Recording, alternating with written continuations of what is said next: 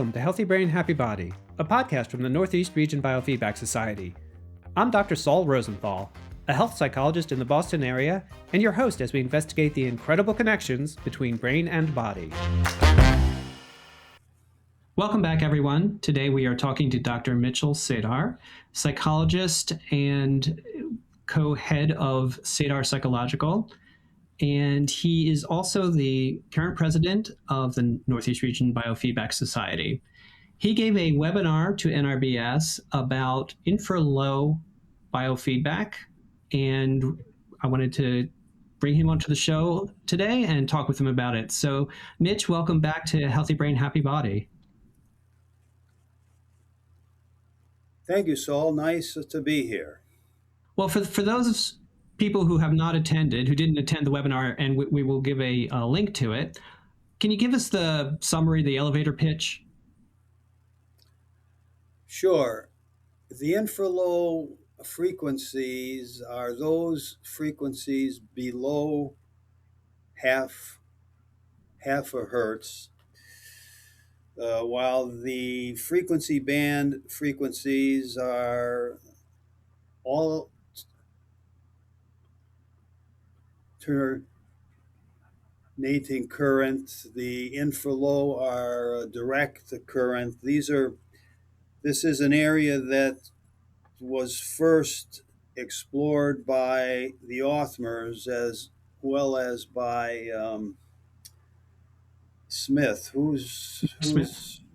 Yes, yeah. So which one was first? There's a debate about that, but I I was trained by the Othmers, and so the infra-low training involves tracking the infra-low signal, and it can be as low as 0.0001 millihertz. It can be a very long, slow signal, but it's good to note also that it isn't just that. A part of the infra-low frequency training, as done by the B Medic Signet software, also involves inhibiting 1 to 40 hertz. That is the typical frequency band range. It uses an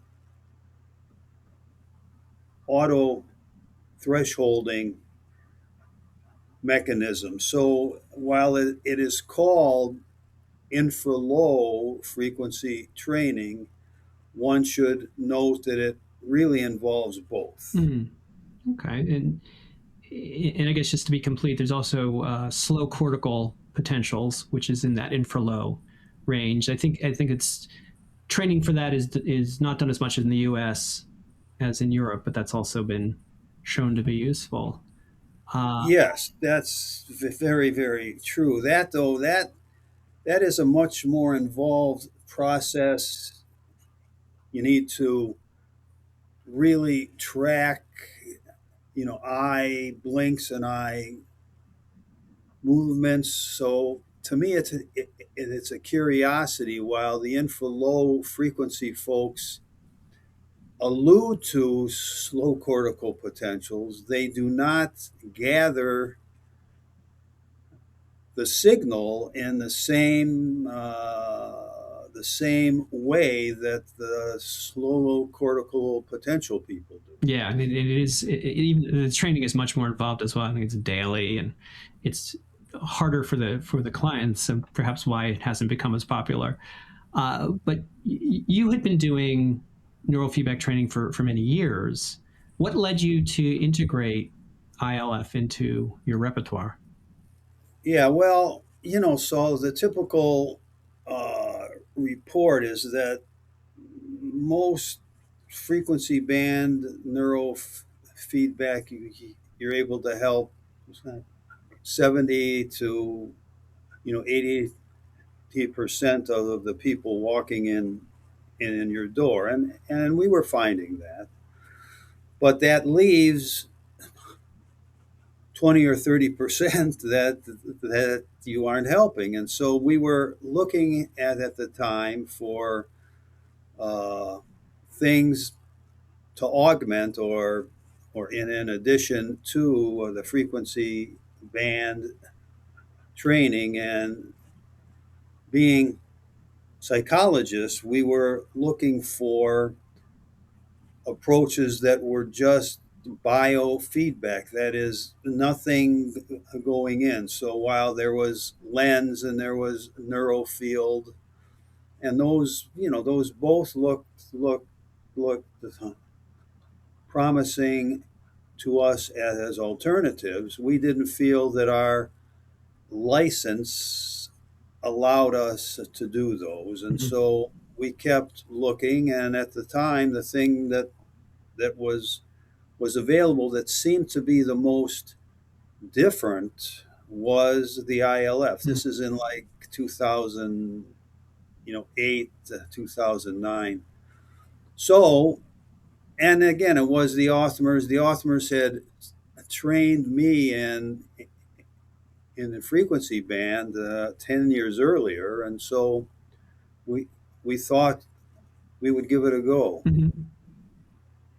Well, as far as going from frequency training to ILF training, what's sort of the biggest conceptual leap you had to make or shift at least?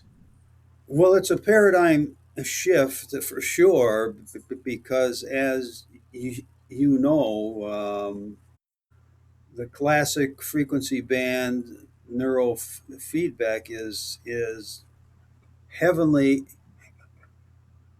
heavily based on uh, operant conditioning or learning theory. And because you are dealing with these infra-low signals, which can be 90 minutes long or longer, there is no way to reinforce or to reward amplitude. I mean, you can't do it in a 30-minute session.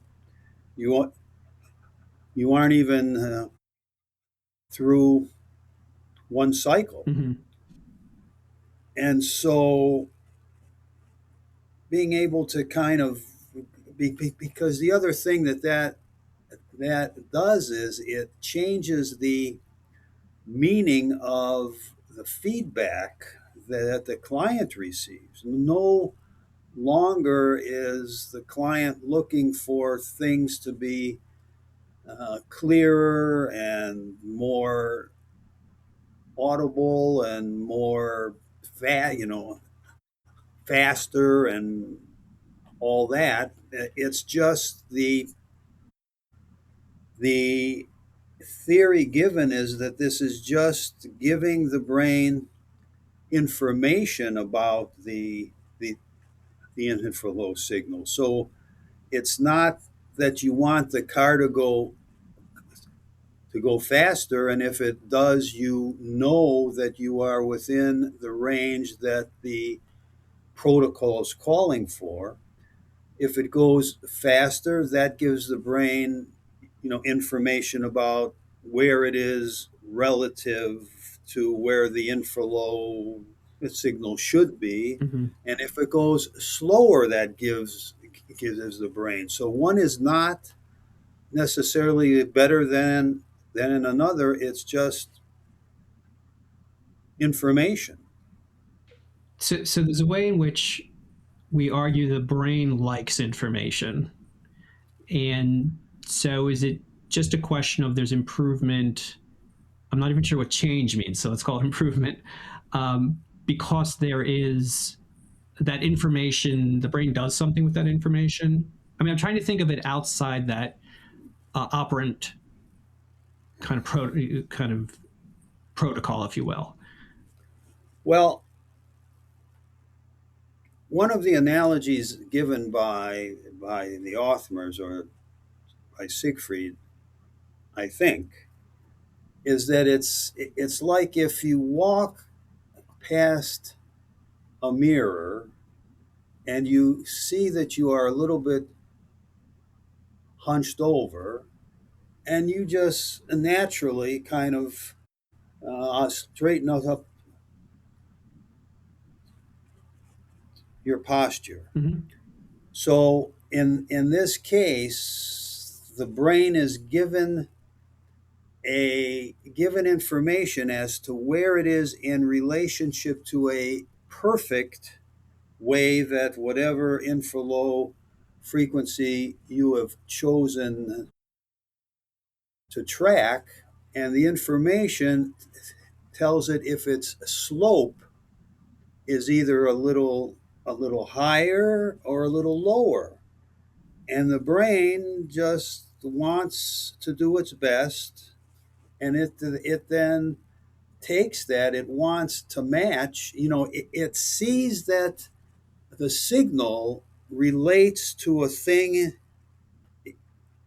it's producing, and it then wants to kind of track that signal itself, and so it then adjusts, and it gets feedback, and it adjusts, and it adjusts, and it adjusts, and supposedly that then makes it better able to produce that infra-low signal, not to perfection, but better, and that then leads to benefits.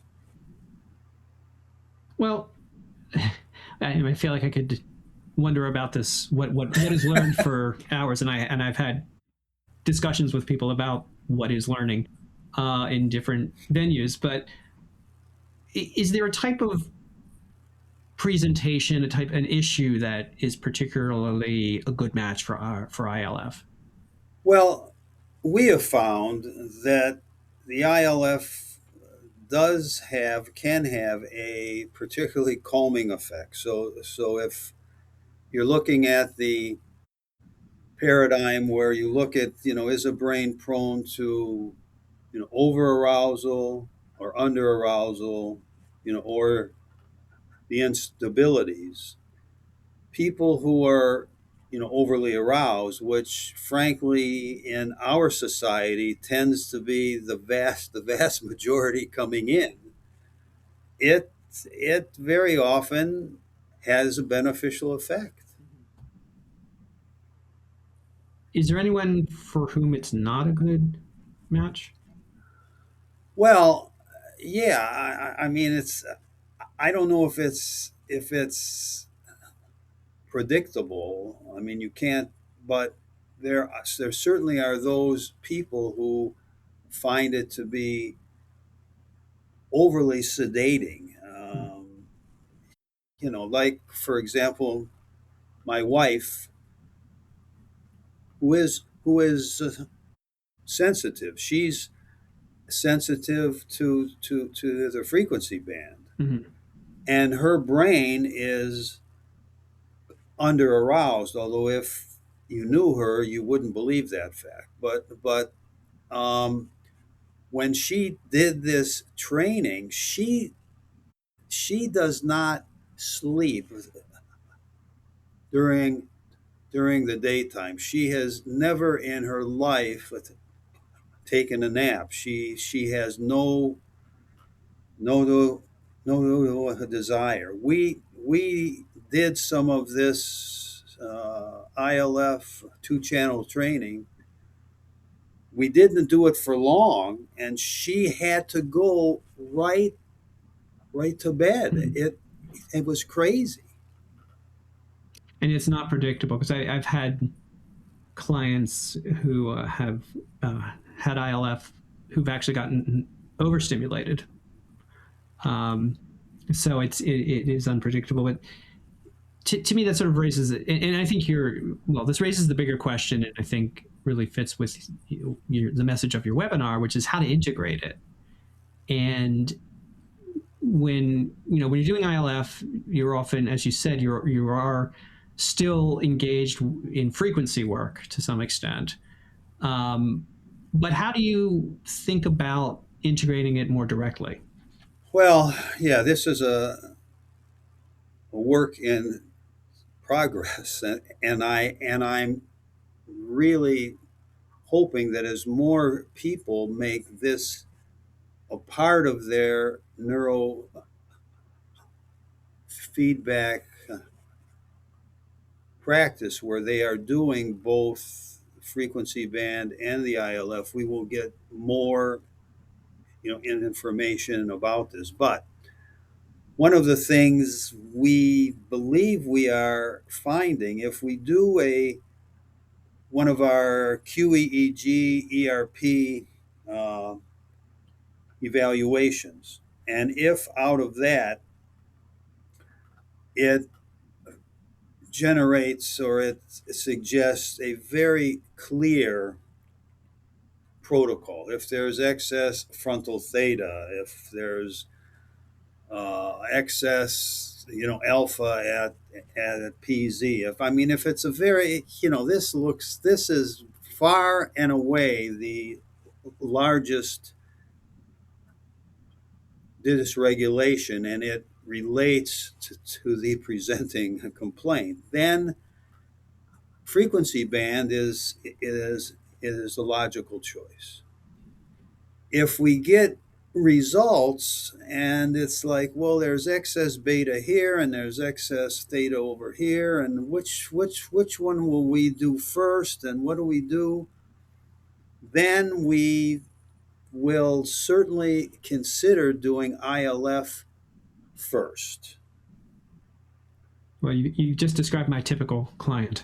Uh, so when you're working with these folks, what are you tracking, if you will? How do you get the sense that there's change or improvement?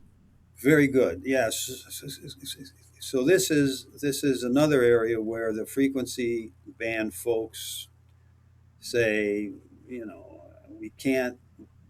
we cannot do this ILF, because the ILF signal is a very noisy, messy signal. You can't, everybody agrees you can't track that signal itself. The brain seems to recognize when it's in its signal, but for someone on the outside to track it, you can't do it. And so what are you looking at? What are we doing here? And so that's why the ILF approach relays, as the authors teach it, relays totally on the patient's report of their functioning and the clinician's observation. You need to have pretty well defined goals that you're looking at, and every session you ask, how are you doing? Are the things that you will know if this is working, are they getting better, are they getting worse, or are they the same? And you adjust based upon the patient report and your observations. But I believe, let's get into this. You know that uh, the frequency band is generated by neurons. The thalamus is the cortex. The Infra-Low supposedly is generated by glia cells, the astrocytes, and so forth. The glia cells are seen as being supportive of neuronal activity. So one would say, if you improve the glia functioning, you're going to have a positive effect upon the neurons.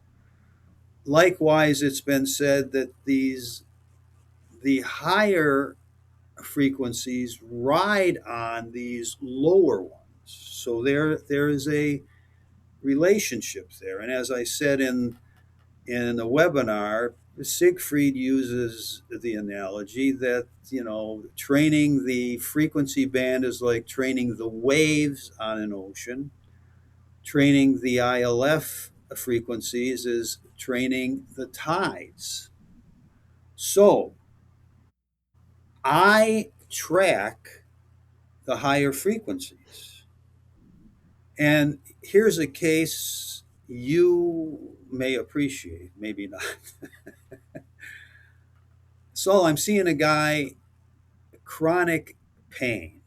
He's in his 60s. He was an adventure runner. These are the people that run, that go to remote places, run 4 days of marathons, and the fifth day they run for 50 miles. Right. So this guy, but in one of the runs in the Amazon, he apparently died. They had to bring him to life again. But that wasn't the end of things. He kept training and running. But one time he woke up and he went to run and he could feel a pain in his back. And he said, "Well, it's just my back. What the heck?" And he, ran, and it didn't get it any better. And then it began to generalize. And he ultimately felt it everywhere in his body. And he also had, autonomic systems, symptoms, nausea, brain fog. And he comes to me 6 years later, after having seen every possible Western medicine person around. And I say, "Well, uh, I mean, we'll, we'll give it a go, no guarantees." Teach him HRV. He's very good at it. This guy is a very, very disciplined guy. And so he's really doing it. But the benefits he's feeling from that aren't significant. We then begin to do frequency band training based upon his evaluation results. And maybe he feels better, but then he gets worse. And the variability was just, it was bad. So it's like, this is not getting us in a good direction. So I say, let's try the Infra-Low. We begin the Infra-Low, and I'm tracking his frequency, band, as I, had in the frequency band training, of course. The interesting thing about this guy's EEG was he had a lot of delta. Everything else, theta, alpha, beta, high beta, was just about the same amplitude. There wasn't that 1 over the F. It was, everything is pretty much the same. It's crazy. So begin the ILF, beginning to go down. He's reporting nothing really as far as any functional or experiential changes. Mm-hmm. I'm not seeing any changes in the EEG as we're training. We get to 0.0001 millihertz, single channel, nothing. So I say, let's do 2 channel. I do that, and I begin to see separation in the higher frequencies, in the right direction, where the theta is higher than the alpha. we keep doing this, and now I've we've been doing this now for like 3 or 4 weeks. He has not, since we began this protocol, he has not had one of the crashes where he would need to go to bed and he'd be crying, and I mean he would just be totally dysfunctional. The other thing we've been tracking is what he calls moments of relative ease. Those have gone up. I mean, he now experiences a few of those every day, whereas before, if he would have one or two in a week, and we keep seeing the separation in those higher frequency bands. So this is the sort of thing that I have been looking at, I use, but this is a case where it exemplifies what I think should be possible if indeed the glia cells do support neuronal functioning, and you help that, and they then help the neurons. Mm-hmm. So Yeah, and that makes a lot of sense thinking about it, the tide versus the waves or cross frequency coupling. How the how those slower waves act almost as a carrier, and maybe you're fixing the carrier.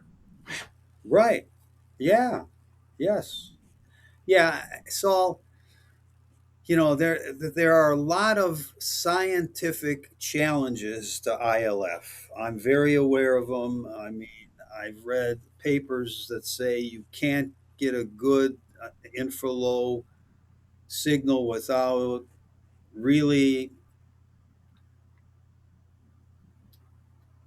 abrading the skin and fixing the sensor with this hardening paste and all sorts. I mean, I've read all of that, but I cannot ignore the clinical reports, and I've talked to very bright people, engineering types, and they say we don't know what is really happening, and they don't, but yet you've got a lot of people using this, uh, and we ourselves have seen benefits from it. So something's happening. Well, like many other things, it might not. The explanation might not quite match what we think, but there's something going on, as you say. Yes, yeah, This case actually brought to mind the idea of optimizing performance. So that's neurofeedback training is being used more and more in not just healing and in getting people back on online, but in actually taking people who are generally healthy and sort of boosting their ability to perform. Is there a place for Infra-Low with that kind of work? yeah. I think certainly the authors have reported cases like that. We ourselves, frankly, we have not used this ourselves with people that come to us for optimal performance. We use the frequency band and other biofeedback sorts of things, HRV and GSR, and so. But certainly, theoretically, you would think there's potential there. Yes. Well, now that you've convinced all of us the value of Infra-Low feedback, what would What will we do to get training? Somebody, particularly if they already have frequency training.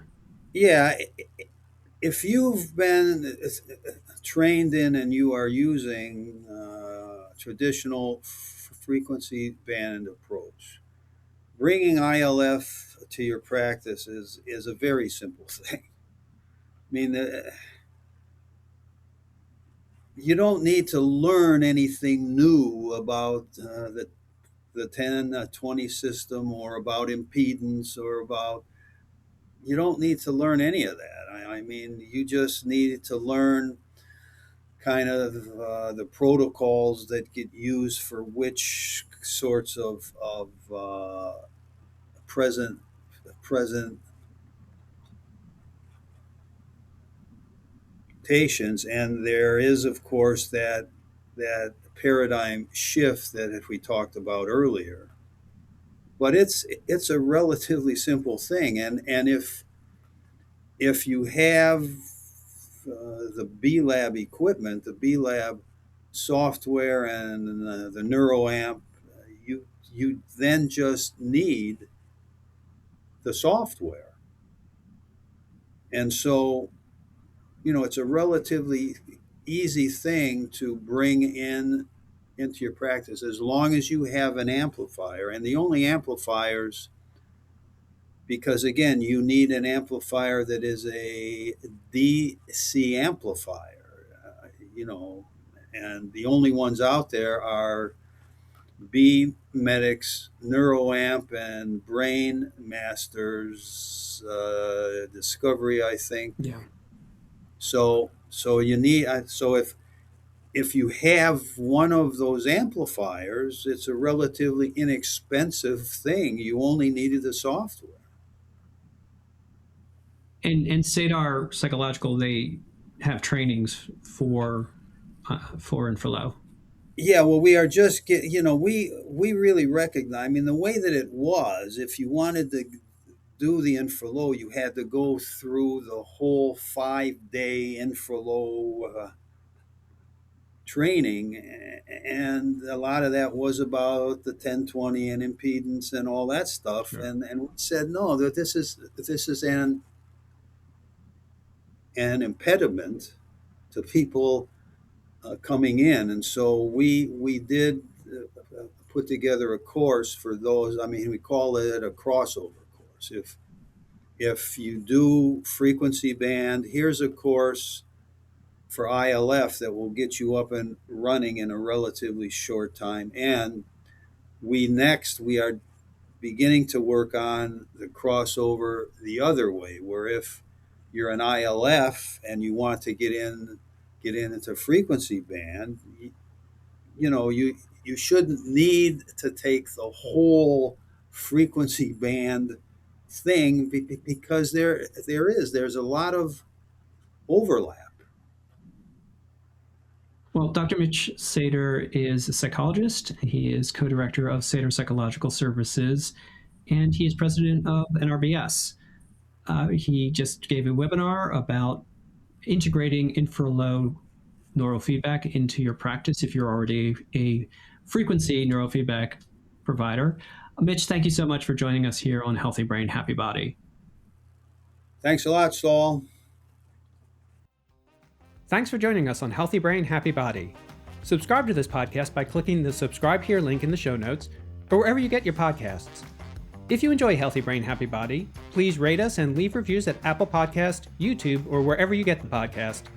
Reviews help us reach more listeners, and that's more people who can learn about and benefit from biofeedback, neurofeedback, and other mind-body approaches to health. Also, let us know what you think by sending us email. Our address is healthybrain@nrbs.org. Healthy Brain, Happy Body is produced and edited by me. The theme music is Catch It by Coma Media. It is a production of the Northeast Region Biofeedback Society.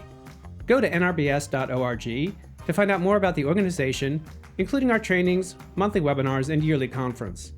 All opinions expressed are those of our guests and not the NRBS. This podcast is not meant to replace advice from qualified healthcare providers. Healthy Brain, Happy Body is supported by the sponsors of NRBS. Be sure to join us on our next episode as we continue to explore the keys to our well-being on Healthy Brain, Happy Body.